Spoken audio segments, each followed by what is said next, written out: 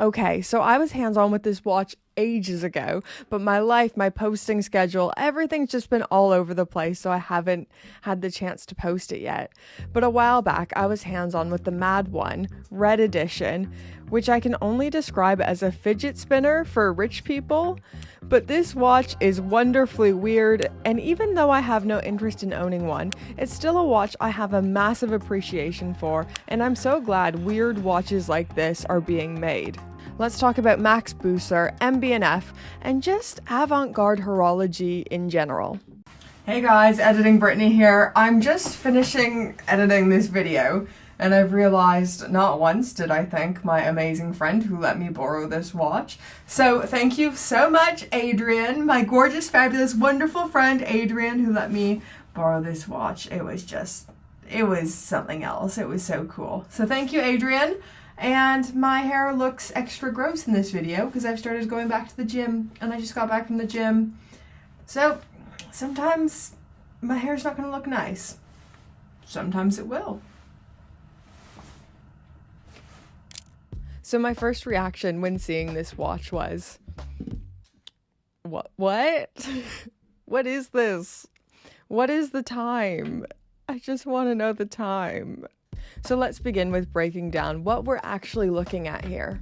So when you first look at the M.A.D.1 Red, the very first thing you see is the movement. So where we conventionally look at the time on the dial, this space is now completely dedicated to showcasing the movement. So this is an inverted Miyota 821A customized by the M.A.D. Gallery. They removed the original rotor and replaced it with a titanium battle axe triple blade rotor. I think this is such an aggressive, masculine, insane looking watch. So a part of the reason why they selected this specific movement is because of its unidirectional winding system, so it can spin around for you to see, and it is just so satisfying. I haven't fully figured out the magic sauce, the secret formula to making it spin in a really satisfying way. Sometimes it works, sometimes it doesn't. I'm sure if it was my watch, maybe I'd figure it out. If you own a M.A.D.1, comment it down below. What's the technique? Now, to tell the time, you just have to roll your wrist, and this is a true to form driver's watch, showing you the time on the side, framed between the two lower lugs. So you will see the hours on the top black disc and the minutes on the lower red. I feel like there's a bit of guesswork involved for times between the indicated times, if that makes sense, like if it's 5:27 or any time that isn't between the obvious markers. So if you're someone who really values precision, I think that might be something that gets to you. But let's be real here, if we ever need the precise time, we all look at our iPhones. I also think it would take a bit of getting used to looking at the bottom of your wrist for the time. I'm more than happy of the boring old way of telling the time on the dial. But this watch wasn't made for boring old people like me. This was made for lovers of haute horology and avant-garde design.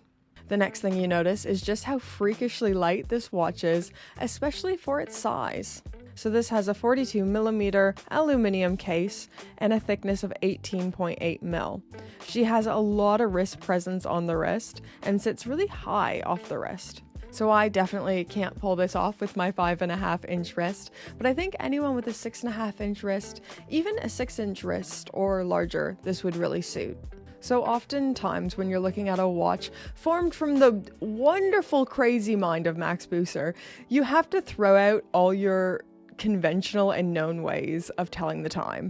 So Max Büsser, the founder of MB&F, or Max Büsser and Friends, creates weird and wild watches, or as he would describe it, three-dimensional kinetic machines, which he calls horological machines. The M.A.D. of M.A.D. stands for Mechanical Art Devices. Technically speaking, this watch is not an MB&F, but it is from a sideline of Max Büsser, dedicated to creating more affordable designs. Think of it like Kurono Tokyo and Hajime Asaoka. Although not technically an Asaoka watch, buying a Kurono is buying an Asaoka design, just made with more affordable materials and movement calibers.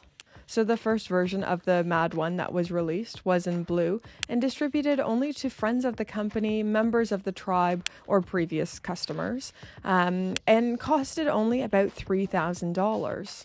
I say only $3,000, not because I'm crazy rich Scrooge McDuck, but because an MB&F can cost upwards of hundreds of thousands of dollars. So considering this is an insanely modest price point. But there was such an outcry for more of these and people who loved them that the M.A.D. team released it to everyone in the red variation. These are super small batch and they hold a lottery to help delegate them out. And it just reopened. The lottery just reopened again last week. So if you are interested in one of these, make sure you get your name in there. Email MB&F and the M.A.D. Gallery team. Make it happen, Captain, because it's open again. Okay, let's finish off this video with some of my personal thoughts on avant-garde horology. I think sometimes something doesn't have to be your style for you to appreciate it. Although these don't speak to me personally, I can't see myself ever running out to buy an MB&F or a Grubel 4Z. She says as if she could ever afford either of them. But even if I could, these just aren't really my style as much. I don't see myself ever being into kind of these weirder watches. So although they don't speak to me personally, I still have the utmost respect, reverence, and love for these horological machines.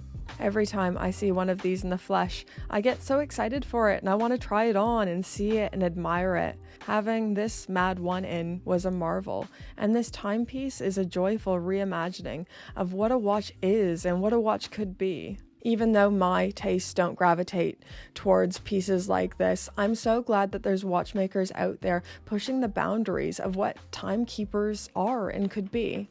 There's no right or wrong taste in watches. It takes all kinds of kinds. And also, your tastes and preferences shift and change over time. At least mine have. I've only been into watches for about 4 years now, and I've already seen my tastes change. So who knows, maybe in like 10 years' time, I'll be a proper lover of weird watches. Anyways, guys, I think that's all I have to say for today. If you like this watch, give it a comment down below. Let me know all your thoughts, feelings, everything. And if you want to get one of these, get your name in the lottery right now. Don't miss out. Come on. Hit him with the Patreon song.